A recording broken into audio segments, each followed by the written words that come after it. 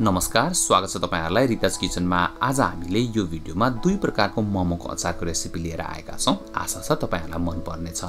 आजको यो भिडियो मन परे खण्डमा लाइक, कमेन्ट र शेयर गरिदिनु होला। साथै हाम्रो च्यानललाई सब्स्क्राइब गरेर हामीलाई सपोर्ट पनि गरिदिनु होला। आउनु सुरु गरौँ आजको पहिलो रेसिपी। यो रेसिपी बनाउनलाई हामीले लिएका छौं 3 वटा टमाटर, त्यसैगरी थोरै अदुवा लसुन, 5-7 वटा हरियो खोर्सानी, थोरै धनिया पत्ता, एउटा प्याज, 100 ग्राम जति तिल, त्यसैगरी हामीले थोरै नुन, बेसार, खोर्सानी पाउडर, जीरा र तेल पनि प्रयोग गरेका छौं। आउनुस् सबैभन्दा पहिला त हामीले तिललाई भुटेर तयार पार्नुपर्ने हुन्छ। त्यसैले एउटा ठूलो साइजको प्यान लिनुस् र त्यसमा सबै तिल एड गरिदिनुस्। तिललाई मात्र हामीले 2 देखि 3 मिनेटसम्म फ्राई गर्नुपर्ने हुन्छ। आगो चाहिँ एकदमै सानो बनाउनु होला, नत्र तिल एकदमै छिटो डढ्छ। तिललाई 2-3 मिनेट फ्राई गरिसकेपछि तपाईले भिडियोमा देख्न सक्नुहुन्छ एकदमै ऑयली हुन्छ। तिललाई 5-7 मिनेट सेलाउनलाई छोडिदिनुस् र यही बीचमा आउनुस् हामी टमाटरको अचार बनाएर तयार पारौं। सबैभन्दा पहिला त एउटा कराईमा थोरै तेल लिनुस् र त्यसमा हामी जीरा एड गरिदिन्छौं र जीरालाई पनि फुराउँछौं। जीरा पड्किन थालेपछि त्यसमा प्याज, अदुवा र खोर्सानीलाई एड गरिदिनुस् र यसलाई हामीले एकछिन फ्राई गर्नुपर्ने हुन्छ। प्याज, खोर्सानी र अदुवालाई हामीले ठुलठुलो साइजमा काटेका छौं किनकि हामीले यसलाई पछि ब्लेन्ड गर्छौं। तपाईले भिडियोमा देख्न सक्नुहुन्छ एकदमै राम्रो ब्राउन कलर भएर फ्राई भइसकेको छ। अब मात्रै हामी यसमा टमाटर एड गर्छौं। तपाईले काटेर राख्नु भएको सबै टमाटर एड गरिदिनुस् र टमाटरलाई पनि हामी 5-7 मिनेट राम्रोसँगले फ्राई गर्छौं। एकदमै पाकेको टमाटर युज गर्नु होला, एकदमै मिठो स्वाद हुन्छ। अब यसमा हामी थोरै नुन एड गर्छौं, साथसाथै हामी यसमा थोरै बेसार पनि एड गर्छौं। यदि तपाईलाई एकदमै रातो कलरको टमाटरको अचार मन पर्छ भने बेसार नहाल्दा पनि हुन्छ। साथसाथै हामीले यसमा थोरै खोर्सानी पाउडर पनि प्रयोग गरेका छौं। यदि तपाईलाई एकदमै पिरो टमाटरको अचार मन पर्दैन भने खोर्सानी नहाली पनि पकाउन सकिन्छ। अब यसलाई हामी मात्र 2-4 मिनेट अझै फ्राई गर्छौं र त्यसपछि हामी यसमा थोरै धनिया पत्ता पनि एड गरिदिन्छौं र धनिया पत्तालाई पनि मात्र हामी 1-1.5 मिनेट पकाउँछौं ताकि धनियाको जुन काँचोपना हुन्छ त्यो हराएर जाओस्। अनि त्यसपछि हामी यसमा थोरै पानी एड गरिदिन्छौं। मेबी 100 ग्राम जति पानी एड गरिदिनुस्। यदि पानी कम भयो भने हामीले ब्लेन्ड गर्दाखेरि पछि थप्न पनि मिल्छ। त्यसैले यसमा थोरै पानी एड गरेर अनि यसलाई छोपेर फेरि 5-7 मिनेट हामीले पकाउनु पर्ने हुन्छ।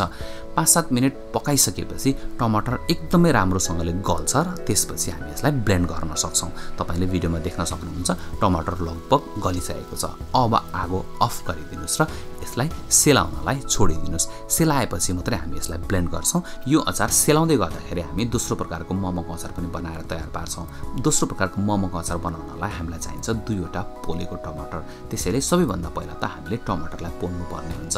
टमाटर पोल्न लगभग 8 देखि 10 मिनेट समय लाग्छ। तर 8-10 मिनेट लागे पनि टमाटर पोलेर अचार बनाउनु भयो भने तपाईले साच्चै नै मोमोको अचार एकदमै मन पराउनु हुनेछ। त्यसैले अलिकति समय लागे पनि यसलाई पोल्नु नै एकदमै राम्रो हुन्छ। तपाईले भिडियोमा देख्न सक्नुहुन्छ हामीले टमाटरलाई पोलेर तयार पारिसकेका छौं।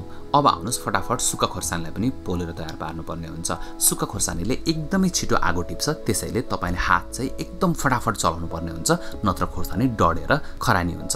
त्यसैले फटाफट हात चलाएर खोर्सानी पनि पोलेर तयार गर्नुस्। त्यसैगरी हामीले लसुनलाई पनि आगोमा पोलेका छौं। पोलेको लसुन, पोलेको खोर्सानी र पोलेको टमाटरको अचार एकदमै मिठो हुन्छ। त्यसैले यति मेहनत गर्न चाहिँ म तपाईहरुलाई आग्रह गर्छु। सबैभन्दा पहिला त हामीले पोलेको टमाटरको अचार बनाउनलाई बोक्रा तासेर निकाल्न पर्ने हुन्छ। बोक्रालाई राम्रोसँगले तास्नु होला, नत्र मोमोको अचार हल्का कालो हुन जान्छ। पोलेको टमाटरको साथसाथै हामीले 4 वटा रोस्ट गरेको खोर्सानी, 3 वटा लसुन, त्यसैगरी 1 चम्चा नुन, आधा चम्चा टिमुरको धुलो र 1 चम्चा तित्रीको अमिलो प्रयोग गरेका छौं। तपाईले कागतीको अमिलो पनि प्रयोग गर्न सक्नुहुन्छ। हामीले तिललाई पहिल्यै ब्लेन्डरमा हालेर पिसिसकेका छौं। अब यही ब्लेन्डरमा हामीले अघि सेलाउन राखेको टमाटरको अचारलाई एड गरिदिन्छौं र यसलाई हामी 1 देखि 2 मिनेटसम्म राम्रोसँगले ब्लेन्ड गर्छौं ताकि हाम्रो अचार एकदमै स्मुथ र सिल्की बनोस्। ल हेर्नुस् त भिडियोमा एकदमै स्मुथ र सिल्की अचार बनेर तयार भइसकेको छ। नर्मली मोमो पसलहरुमा यस्तै खालको अचार सर्भ गरिन्छ। कसैले यो अचार बनाउँदाखेरि यसैमा टिमुरको धुलो पनि एड गर्छन् र यसलाई सर्भ गर्छन्। यो अचार खान एकदमै मिठो हुन्छ। तर यो भन्दा अझ मिठो अचार चाहिँ हामीले दोस्रो तरिकाले पकाएको अचार हुन्छ। त्यसैले त्यो अचार पनि बनाएर तयार पारौं है त। सबैभन्दा पहिला त हामी पोलेको लसुन र पोलेको खोर्सानी एड गर्छौं। त्यसको साथसाथै हामी यसमा थोरै नुन पनि एड गरिदिन्छौं।